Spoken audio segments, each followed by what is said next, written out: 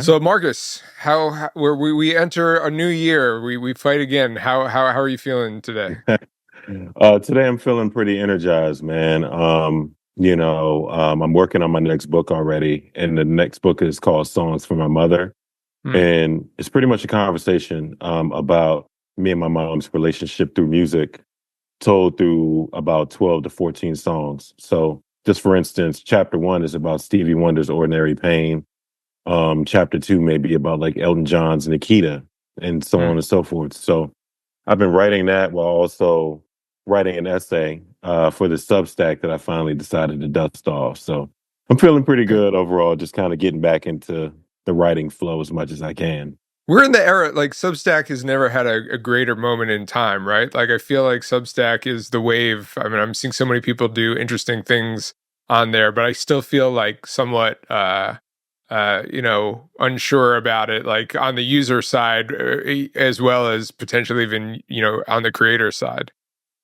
Yeah, I've had this Substack probably for about 3 or 4 years, and I'm just now getting around to the point where I'm dusting it off. And even now, I don't really know what it's going to be. I don't know what it's going to look like, but I have this urge to just write all the time.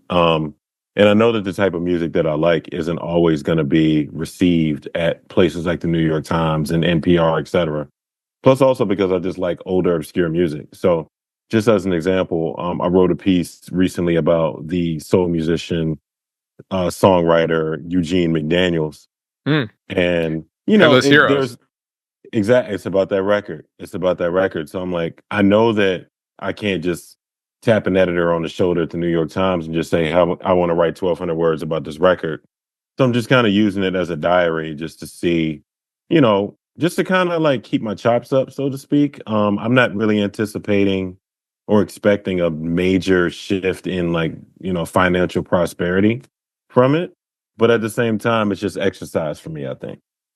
What is the pipeline to, you're such an accomplished writer with so many great bylines, Pitchfork, Bandcamp, New York Times, NPR. What is sort of the pipeline for you that led to existing and having work in that realm to authoring, becoming, an author of books?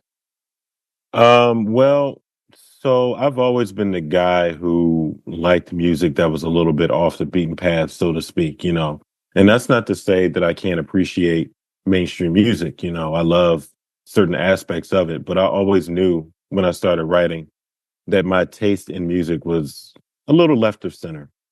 So I knew I was always going to be the guy writing about, the Roots and Common and Lauryn Hill and those are mainstream people, but they also weren't like so direct.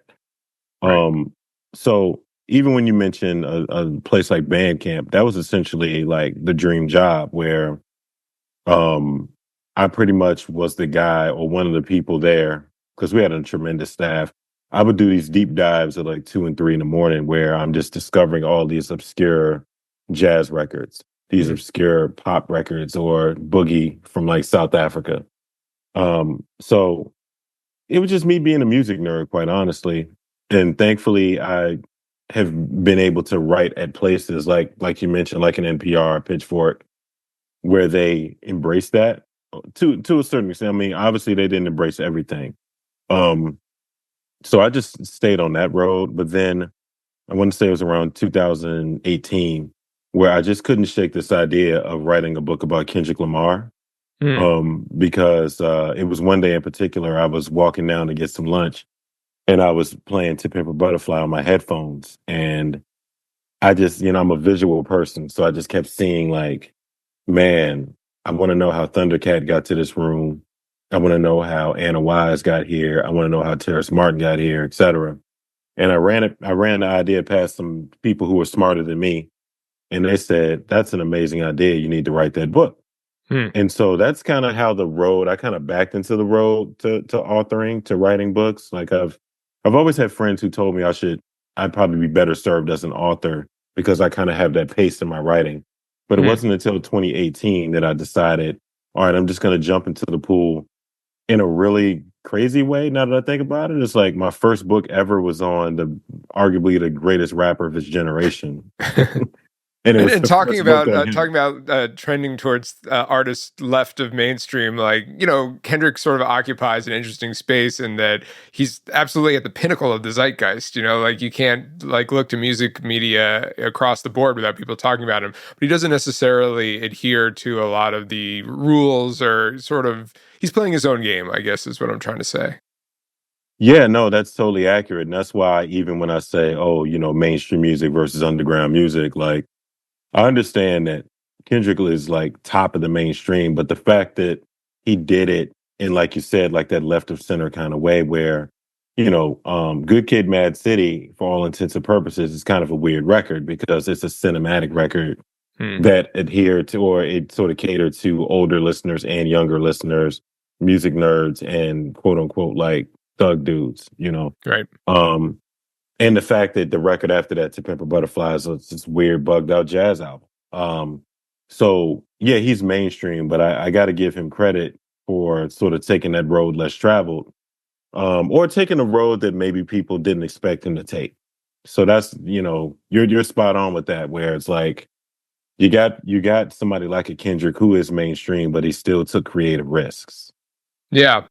I always think too, obviously, I'm not telling you anything you don't know, that the landscape of media and journalism has, I was talking about, I've been through a rough like month, like, the like comparatively speaking, journalism has had shingles for a decade now, you could say, right?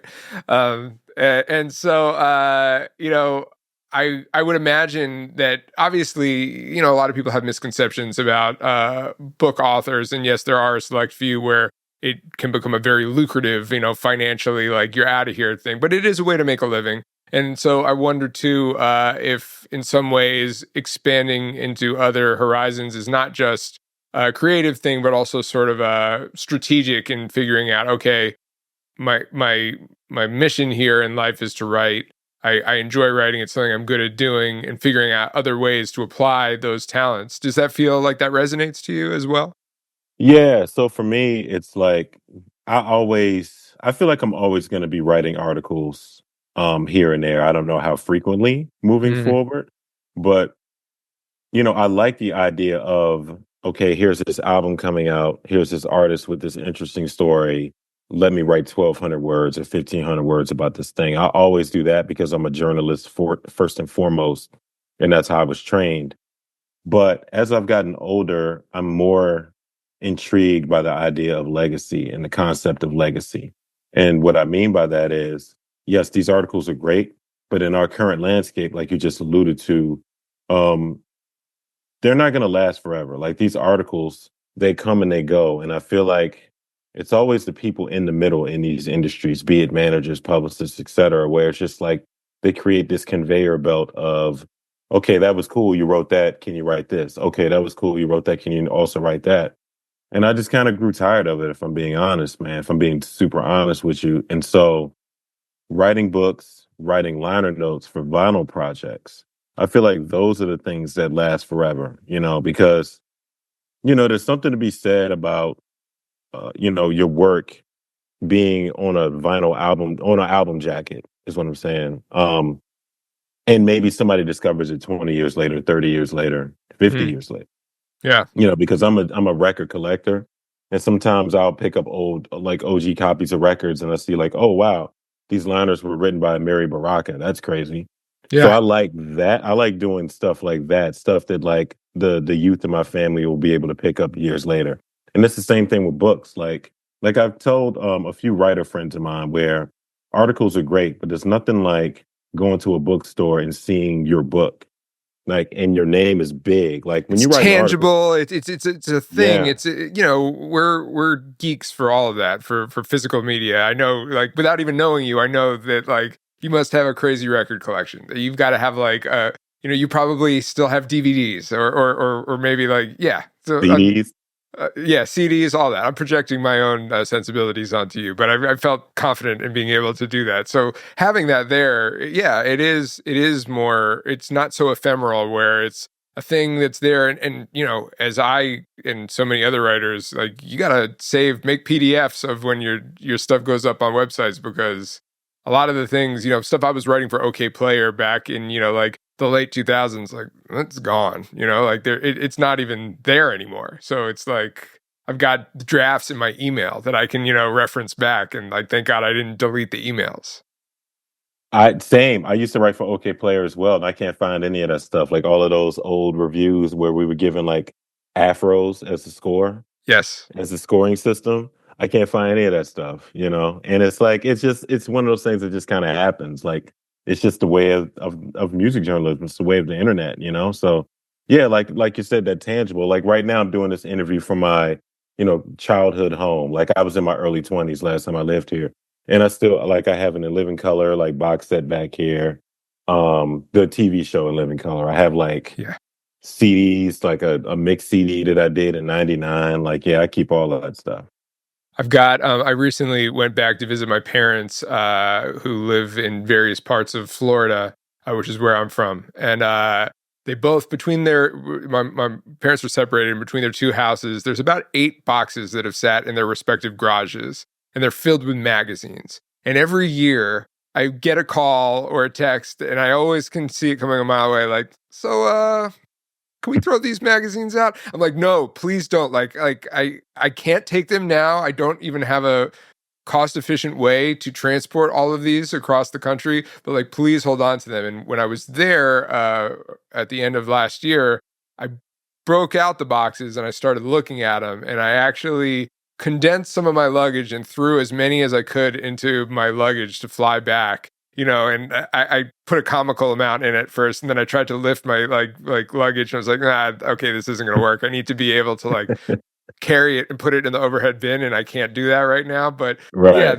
there is a nostalgia, there is something magic, there is something meaningful, I believe, and I think that that's just going to be something that we are inherently biased towards because of the time that we came up in and what it meant to be able to have a physical relationship to these things, even though they're really just containers for things that cannot be necessarily held. You can't hold a song, you can't hold, you know, a TV show, but there's something about the, you know, encasing of it that just matters. Yeah, no, 1000%, man. You know, I keep all of that stuff. So we're singing each other's songs here. So, I mean, in transitioning and thinking about, you know, moving more into the liner notes, I guess what, you know, the question that brought up in my mind is it sort of like segments or compartmentalizes what is the role of a writer, right? Because there are, you know, we're talking about giving the afros for OK Player. We were writing about music and saying what we liked about it, or sometimes what we didn't like about it. Learning how to wield that sword in a responsible way, in terms of like if you get assigned a record that you don't like, and then you don't want to totally shit on it, or maybe there were also writers who loved doing that, you know, and especially at a website like OK Player that was almost welcomed. I know Pitchfork is also famous for some of their rather scathing reviews, particularly of hip hop records. When you Yeah. move over towards writing liner notes, that is definitely a ligament that you are not going to use. Nobody is going to hire Marcus J. Moore to write the liner notes and have you pick apart the songs that you felt were kind of mid on the record that the liner notes are going to be attached to, right? So, like, I guess what I'm sort of dancing around here is that, like, there's journalist, there's critic, and then I guess, is there a third category? And where do you sort of see yourself moving towards in this new chapter? In this new chapter, I see myself moving towards documentarian.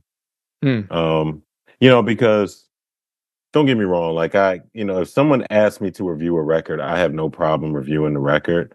But I also am at this place in my life and career now where I'm not really trying to mess up somebody's money, Right. because like a very wise musician told me years ago that, look, it's hard as hell to make a song. And if somebody made a song that day, that's a really good day for them. So who am I as the person on the outside looking in to say, "Oh, this is terrible," Right. and then it messes up their momentum, that kind of thing. So I've always been the type of critic where I can say what I like about a record, I can say what I don't like about a record, and try to come down the middle as much as possible. Unless the record just is not bad. Don't get me it's not good. Don't get me wrong, like, I have not I have panned records before if I needed to. I just don't really that's not a muscle that I try to activate now because I also know that with the new release cycle, records come out on Fridays. Yeah. And I don't want to spend my weekend shitting on somebody's record. You know, Right. it's like I kind of want to do something else. So as I get older and as I kind of transition into book writing, full-time book writing, teaching, I see myself more so as a documentarian where it's like, you know, I don't know, elder statesman maybe. Like I'm not old, but at the same time, I understand that it's skewing younger. You know, I get called OG a little more than I like now. You know, the goatee is getting a little more gray. So, yeah, I just want to kind of move towards like just preserving culture as much as possible, but in an honest way. Like I tell people, I'm never gonna do or say anything that I would not say to the artist directly, and I Right. try to practice that in my writing as much as possible, be it in books, liner notes, or reviews when asked. Right. You know, speaking of things are skewing younger and you're being called the OG, I think that that also kind of reflects the need for these tasks as a writer. Journalists were, you know, important. Music critics were important in a time when we were really looking to them to guide us. You know, that's why like the Source 5 mic system was so important because we couldn't hear any record at any time. When new release day came about, we couldn't instantly listen and sort of peruse our own things. So we would often look towards journalists who had lived with the records for a little bit longer, and they could tell us and be like, hey, you should spend your money on this because this is going to cost you money. You may have a limited budget. And so here's our advice. And that's, I mean, frankly, that's why it was so devastating when the Source kind of blew a lot of their credibility with their mic rating, where it's sort of started to become, oh, now we might not be able to trust you. It feels like now Twitter or X or Blue Sky or whatever it's going to be is where a lot of the consensus of the sort of critique, as it were, is coming from, which has its pros and its cons, I suppose. But, you know, in a time where a lot of records aren't getting pressed, or if they are, it's limited, it feels like there's more of a need for the documentarian role where like Yeah. we don't really need like look, I'll listen to it, I'll decide if I'm going to buy this or not, if I'm going to rock with it. And quite frankly, if I'm speaking for the average layman, I'm not going to buy it even if it's great. Like I'm just not Hmm. buying it, you know. But that sort of framing things in a historical context, in a cultural context, that just feels more prescient than ever as something that people need. Yeah, and that's the thing that I try to do, you know, because I just like doing that. Like I feel that you know, if I'm being frank, like I feel like certain writing at some of these sites where they'll act like the new thing that's happening is the first time it's ever happened. And whereas I'm on the other side, like, well, okay, no, this is derivative of that, which is also reminiscent of this thing. So I try to shout out the new music properly while also acknowledging that, you know, look, okay, you might like this record, but this sounds like what this artist was doing in '93, or this sounds like this thing from 10 years ago. Hmm. So I just will always want to provide that perspective without being preachy. Like it's a very delicate balance. Like I never want to be the person that's always wagging the finger and trying to ruin somebody's good time. But I always want to just make sure that, okay, if I'm tasked to write something, I'm gonna write the thing, and I'm gonna write it honestly and not just do like the super quick, okay, the record came out Friday, the review has to go up Saturday type thing. Like I never want to do that because for one, I write slowly. I can't just breeze through something. So I think, you know, that role is definitely needed, but also I'm thankful that as I step into that role that I guess people are paying attention because even I guess that was a couple weeks ago now on Instagram, like I just had this personal need to just shout out records that I really liked Hmm. because, you know, I didn't do a best of 2024. Like I wasn't tapped on the shoulder to write any blurbs or anything like that, which is fine by me. But I was still like, okay, well, I want to shout out some records that I just really like. And I just put up 15 slides on my like grid on Instagram and people really went up for that, like in a Hmm. real way. Like, oh my God, we needed this. And I'm like, wow, okay. I didn't realize that people really paid attention like that. But I'm thankful that they do, and it kind of encourages me to keep going down that road as abundantly as I can. Right, and I'm sure that it actually packs more of a punch because you are selective about when you do it. If it was like, "Hey, it's Friday, it's Marcus's top 5 records this week," sort of like, "All right, we're a little fatigued by that," and, the words matter and word count matters, so if you're constantly inundating the space, I mean, that's why I feel like with so many records, and speaking to those deadlines, like record reviewers, where there's not a lot of time to provide something thoughtful, so you have a lot of people who do frequent reviews, but they don't actually really give thoughtful critique or analysis. It's just like, well, this is track number 3 and it's got a feature from SZA. And, like this person Yeah, produced it. And it's like, well, this isn't really providing me with anything valuable that I wouldn't be able to get from going to Genius or Wikipedia myself. So exactly. what Yeah, are we talking about context. here? Yeah, Yeah. context. Say what it is. But I also feel like there's writers today are a bit fearful to say the thing. It's like because we're in a culture critically now where it's either great or it's terrible. Like there Mm, is no more room for nuance. And so I feel like more critics need to just be honest about records. Not everything is 100% infallible. You know what I mean? So it's like, yes, if the song that has the scissor verse is not a good song, you got to say what it is, and you also have to be honest, and you have to break down why you don't like it. I also feel like, almost to your point, people will say, okay, this song isn't, or maybe they just don't write about it, but they won't say that it's not great. They just won't acknowledge it. And I'm like, well, you got to tell the whole story if you're going to tell the story. And I feel like a lot of writers today are scared to do that. right. I wonder if part of that fear too is that, in the 90s, it was sort of became this like trope of like rapper confronting journalist at like a party a couple weeks after the album. Like, I'm paraphrasing, but I'm pretty sure Wu Tang beat up a couple of journalists like at some Oh you yeah. know some part of their '90s heyday. But you might be able to write a review then and be like, well, I'm not going to go to these parties, or like, guess what? I don't even live in New York, so you're not going to be able to find me. Today, Hmm. you could write the review, and they might not beat you up, but they can instantly at you. They can instantly show up in the comments. They can Yeah. instantly retweet and be like, "Nah, we're like, fuck this reviewer, fuck this, outlet." So I wonder if part of that is also the contributor to the fear of immediately having to face consequence. Oh, I think so. I think you're absolutely correct. I mean, even another example is Nicki Minaj used to do that, Oh yeah, where yeah, she would stick the barbs on these reviewers and these bloggers and whatnot.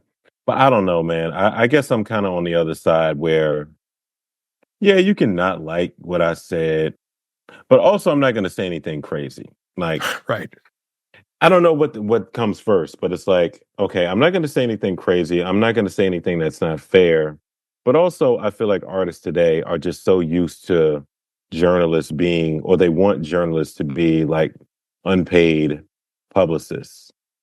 And so, like the whole article can be positive, but one little piece of perspective, they want to take it out, Right. or they want to run it down. And I feel like, certain writers just don't want to deal with that, but they also didn't come from our generation of being like, okay, you had to write the thing and then you still got to go to the open mic. Because that used to happen to me. Like I never got beaten up or anything, but I used to write for the Washington City paper over a decade ago. And I was reviewing all the local music. And DC is a small scene. And so I didn't necessarily always like those records, but I'm going to review the record. The review's going to go in the paper. I'm going to be fair, but I'm still going to show up to the open mic on Tuesday night.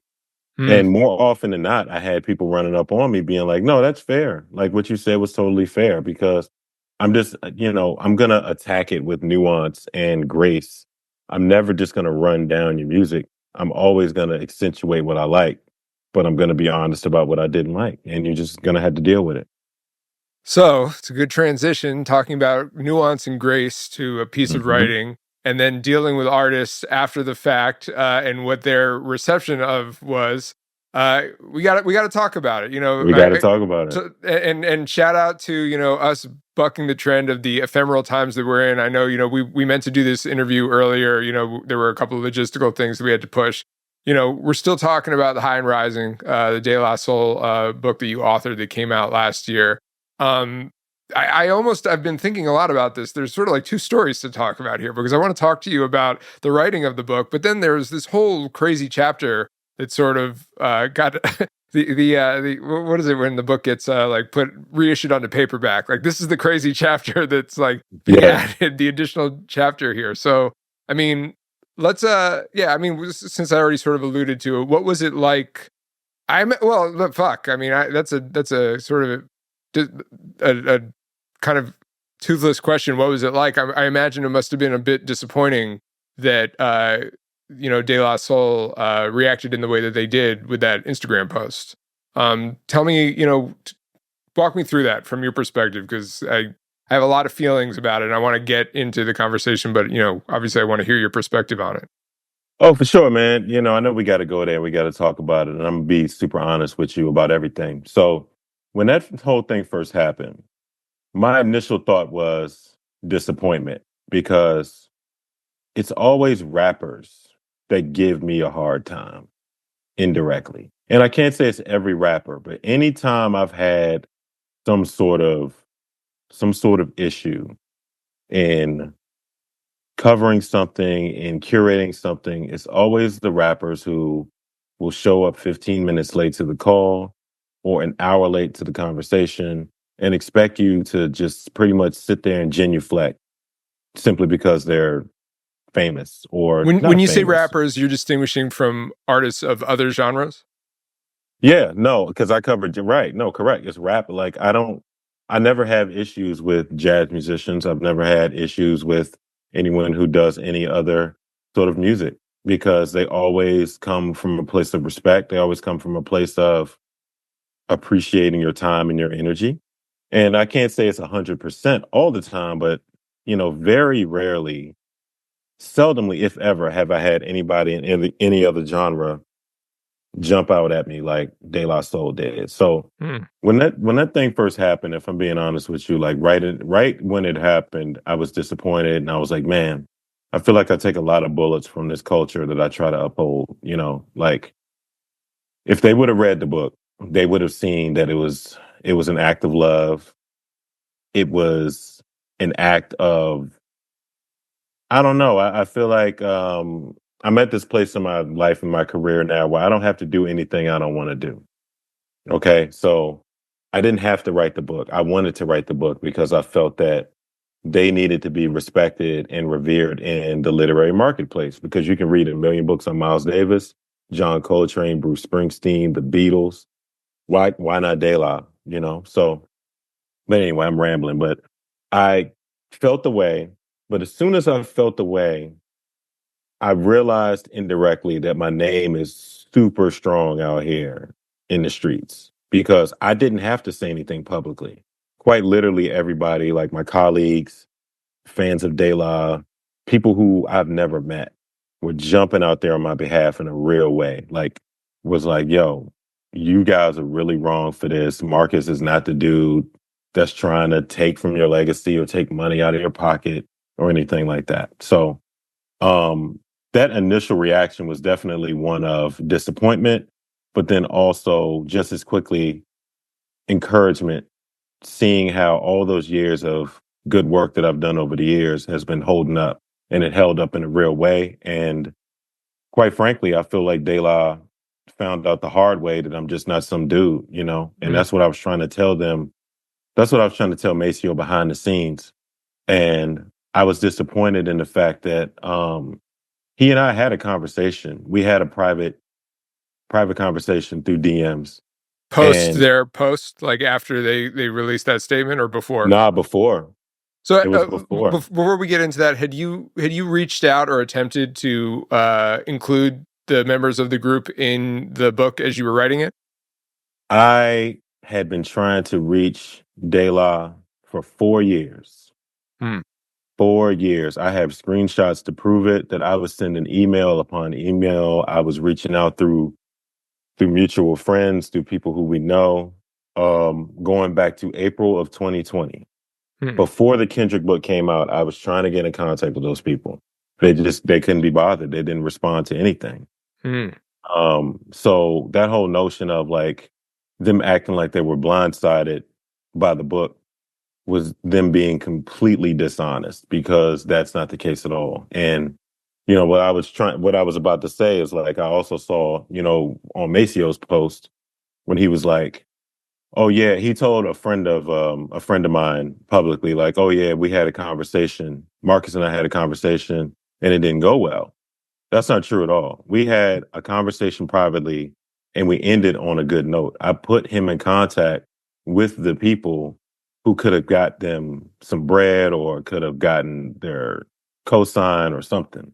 I don't know if he reached out to them, but to sit there and act like I didn't do what I was supposed to do, like I wasn't on the up and up, it was not true at all. And I didn't jump out there publicly, even though I was tempted to, but I didn't need to, because quite frankly, the work stood up. It stood up and it's still standing up, and they're judging a book by its cover.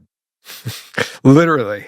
Quite literally. Quite literally. Yeah. I mean, it's interesting because we do sort of live in a space now where the concept of a book or a biography being unauthorized almost comes across or is interpreted as a pejorative term, right? I forget the author who dealt with this, but with the Mac Miller book Oh, that Paul. came out. Yeah. Paul Cantor. Yeah. Yeah, Paul Cantor, was facing again like legal, threats about his unauthorized book versus the one that the estate was publishing.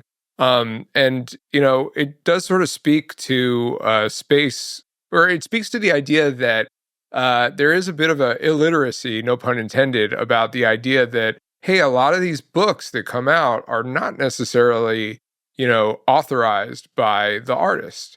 I think a lot of the best works that come out are not necessarily authorized by the artist because it's not to say that that instantly carries a connotation of this is going to be a filthy tell all. We're going to tell you all the Right. things that the artist doesn't want you to know. But, like, look, I think that probably the best rap film, like biopic film that has come out has probably been Straight Outta Compton. Like, if and I'm open to any other suggestions or ones that you want to throw in to the hat. I thought it was well done. It also was like very much a branded, Cube, Dre, and the other members of NWA manicuring all of the details. And as a result, yeah, guess what? If I was having a film made about me and I'm still alive, please don't put the worst moments of my life or the most embarrassing moments of my life up on the silver screen to then be, memorialized or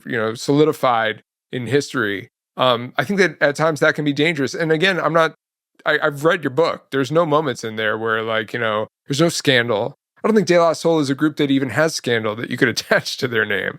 That was the thing. I'm sorry to interrupt. I mean, that's No, please. exactly what I was trying to explain. That's what I told Mace, because I was like, I explained to him, I said, look, um, I just wanted to show love. As cliche as that sounds, the book is quite literally about my journey with your music and how you made it, how you guys made it cool to be weird left of center Black kids in the suburbs. I think that's great, Hmm. and that's pretty much all it is.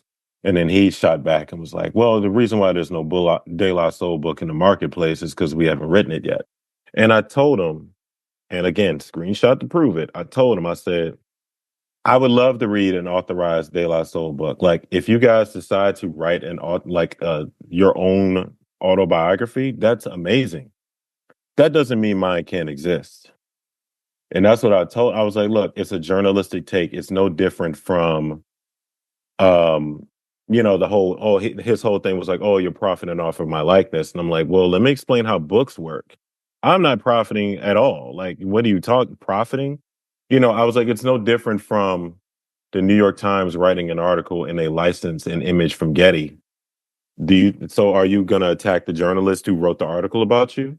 Right. Like, why are it's the same thing. They get a salary. So are they profiting off of your likeness? Just based on your definition. Mm. Is that what the writer is doing there? So I don't know. It's kind of a weird thing because also I've learned over the past few years that people get weirded out by the word book because, like you just alluded to, like people just think, oh, gossip tell all, people are telling my business. But this one is weird because even after I explained the focus and I said that, it's about look, it has some biography in it, and I talked to some folks, but it's about how you guys impacted culture. To still vilify love was just very baffling to me. And it's a thing that I try not to think about too much now, but their reaction was quite disappointing, but it also wasn't unexpected. Right. Um, and it's interesting too because okay, look, let me say this. I can understand as anybody who's read your book or is familiar with the history of the group. This is a group that has consistently gotten the short end of the stick in terms of protecting and having ownership of their likeness, of their music, of so many things. So I can understand, although I would still disagree and side with you on the statement you just made. I can understand why these artists could be a bit cagey about this sort of thing based on the whole context of their story and their careers. But Hmm. when I, again, to echo your point, when I saw that De La Soul is publishing their own book, I'm like, this is amazing. I can't wait to get that book too. There's no world in which I'm going to be like, well, I could buy the Marcus, and I recognize there's a degree of privilege there. I can afford to buy two books, like Hmm. there, but like, there's no reason why your book existing would then prevent me from being interested or wanting to go read and purchase the De La book because it almost seems like two completely different things about the same subject.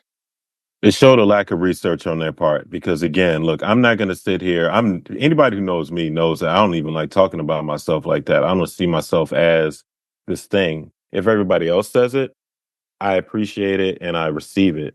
But I'm never going to be like, yes, I'm Marcus, and you should get with me on this book. Like, but it also showed a lack of research because if they would have just hit Google and just looked me up, that it could have gone a different way. Like they could have used that as a way in to like market their merch or to market their reissues or whatever. Like I'm not just some guy, and that's what everybody was trying to tell him. I'm talking like there were some names that were trying to like broker a meeting between us, and they just didn't respond to anything. And then all of a sudden, when the love starts pouring in from WNYC and from all the people tagging him on IG talking about, yo, this book is tight at We Are De La Soul, whatever.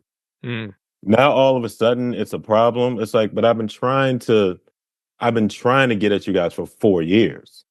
Like, yeah. so don't act blindsided because you have all those emails. Like, because that's my thing. Like, if you saw all the love that you were getting, then you had to have seen all the communication from the past 4 years of me trying to get at you guys. Like, don't play victim now. But I also realized that that is part of their narrative. Like, rightfully, they were, when they jumped out there against Tommy Boy in 2019, they totally were in the right. Where it's like, yo, Tommy's offering them a deal that's like, where Tommy gets 90%. That's crazy. Right. So in that instance, they totally should have rallied the community against Tommy. Okay, fair. This isn't that. Like, I'm not out here looking to run down De La. And if they would have, I don't know who's on their team or whatever, but they should have looked at those streaming numbers around when the book came out. Mm. They should have noticed, like, why is there an uptick in streams or purchases or whatever around November 19th? That's interesting. But instead, they want to vilify the person that took 4 years out of his life to shout you out. I thought that was dirty. Was there ever a point in the initial stages of you reaching out that you considered or thought about not moving forward with the project because they weren't responding back? Uh, no, because I would try to separate art from artist. So I still appreciate De La, and I still play their music. I still play the music, even though definitely, like, if I'm being honest with you, I don't feel the same about it. Of When course. I play the records, it's like, okay, all right, I don't really have the same charge that I did before because of their response. But um, I don't know. I'm always trying to write about people who I feel like have been sort of underrated by time. And it's kind of difficult to say the De La Soul is underrated, but within the literary context, they totally are. So I wanted to still write about them because it also was still writing about myself. It was also writing about my family, my friends. It was writing about people like us. Mhm. I wrote the book for people like us, where it's like we remember when certain records came out, and I see the 3 Feet High and Rising cover in your background. Yep. So Yep. I wrote it for us, knowing that the community, at least the community that loved De La, needed something like that. Like we needed to be spoken to as well. So whenever, they didn't respond, I just decided to just write it myself and just write from my own perspective because I knew the history and I didn't want to give up on something that I knew that the marketplace needed. Right. And I'm also confident that, look, I mean, response being what it is, I feel like I hope rather. I hope that it's a book that still just kind of hangs around for years and years, like Kendrick has done so far. Right. In, separating a bit because it is difficult, I'm sure, to, compartmentalize the post publishing reaction to your feelings and your discovery while making the book. What was the biggest thing that you either learned about the group or yourself in writing this book that sort of surveys the entire landscape of their history as well as your own history in relation to it? Yeah, so you know, anytime I think about De La, man, I think about these are three black men who experienced fame really quickly, really early. And as a result, I don't know if they necessarily got the opportunity to grow up Mm, or mature on their own time because everything happened right away. And it's weird when you're coming from a place of, you're just kind of off to the side, you're left of center, you're a nice person, but you're not necessarily front and center all the time, to all of a sudden being famous. Um, and that, kind of gives you a complex a little bit because you're still trying to reconcile your place in the world.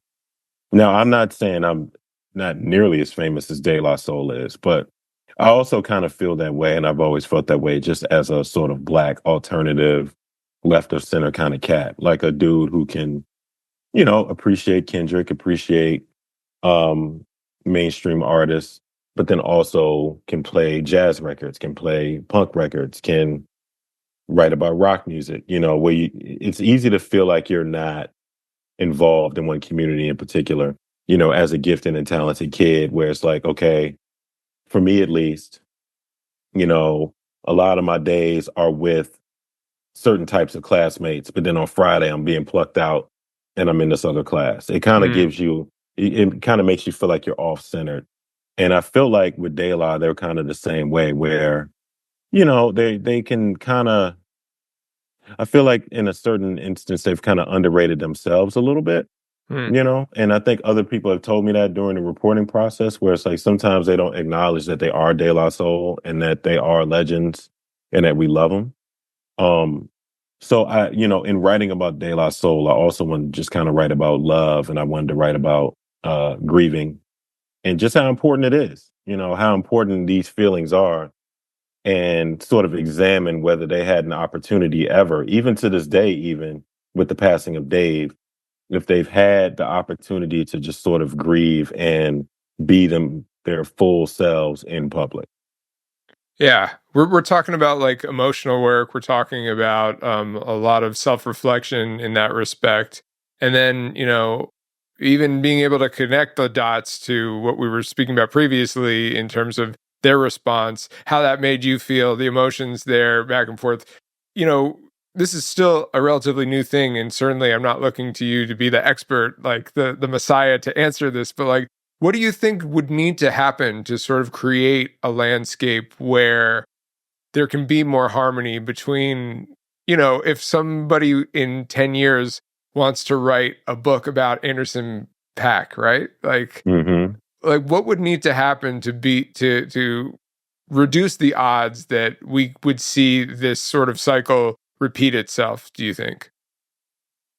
I think it just, well, first of all, it depends on the writer, if I'm being real. Like I could understand, let's just say, okay, to take that example, there's somebody who wants to write about Anderson Paak. but they don't necessarily have the resume to do it. And I even hesitate to say that because I don't want to just kill any dreams or anything like that. But I also am of the school of you have to earn your way to doing something like that. Like you It's can't, not a dream killer. It's if you don't have the resume, make the resume. yeah, Build the resume, you know? build the resume. That's the thing. So I would say like make sure if your resume is strong and you've been doing this for a while and you're a name that people are like, oh, that makes sense that such and such wrote that book about Anderson Pot.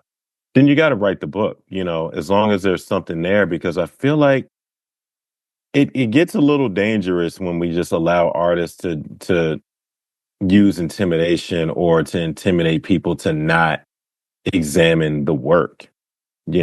I feel like, and if I'm being frank, I would ask you to maybe correct me if I'm totally wrong here, but I just wonder if I were a white writer, would they have said anything? Because you know what I'm saying? Because I Mhm. feel like over the years, it's always black writers who take bullets from their own folks, or they get ignored by these people and are not allowed to examine their own work. And I look at that even within the context of music journalism, where it's like certain writers can walk all up and through the culture and they can write about everything. But as soon as we examine our own, then all of a sudden it's, oh, you're not of the culture, oh, you're not adding anything to the discourse, etc. So I would say just be fearless. Whatever, if there's somebody out there who wants to write the Anderson Paak book when it's time, or whatever book, whoever, you just got to make sure that you write from a place of honesty, a place of love, a place of fairness. And if the work stands up, it's going to stand up. If your name is solid out here, it's going to be fine. And yeah, you're probably going to take some backlash, but the work is going to hold up even after the backlash dissipates. Right. Shout out to those physical products that are still gonna be on the shelf after the dust settles, right? And, Exactly. yeah. That's going to be the stuff that people come back to. Like even I take within the context of jazz, like Miles Davis, like he came out with Bitches Brew in 1970. Critics hated that record, Hmm. but you better believe, when it was the 50-year anniversary that people were talking about it. So you just got to know that, like, when you're doing stuff like this, whether it's the De La book, whether it's the Kendrick book, don't necessarily write it for this time. You have to write it knowing that or hoping that it's going to be text that is referenced in schools or wherever 10 years later, 20, 30, 40 years later. You have to write it for the youth in your family and not for your colleagues. That's also another piece of advice I would give too. Right. Makes sense. So, you mentioned you're working on this third book now, and you also have, you're going to be in classroom soon, teaching the youth of the future about music journalism. What other things are sort of on your horizon now? Well, those are the two big things: is this next book and it's teaching. But I'm also like I've had a Substack for a number of years, like to the point where I forgot I had it. Hmm. But I'm gonna dust off this Substack called Active Listening, and it's just gonna be a diary of what I'm listening to, quite honestly, just as a way to write. And what I have like a show coming up at New York Winter Jazz Fest. I don't know when this is gonna air, but I have a show at New York Winter Jazz Fest coming up on the 13th. um, yeah, other than that, man, I'm just kind of laying low and I'm just writing. I'm just trying to get better. I know that might not be the most glamorous answer, but I'm just focused on what's next. Just trying to be a better writer, better teacher. Love it. Well, appreciate your time. And yeah, this was a great conversation, Marcus. No, thank you. I appreciate you.